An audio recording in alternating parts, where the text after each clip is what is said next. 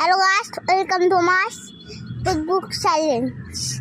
তোমরা আমার ভিডিওটা দেখলে অনেক হাসি পাবেন, অনেক লাইক দেবেন। পায়রাগুলিকে আমি দেখাচ্ছি, মেলা সুন্দর সুন্দর পায়রা, তোমরা দেখলেই অবাক হয়ে যাবে। তার জন্য আমরা একটু পায়রা দেখলে শান্তি পাই। এতে দেখেন, পায়রাটা আর মামা একটু স্টাইল করলো, তার জন্য আমি ছবিটা ডিলিট করলাম।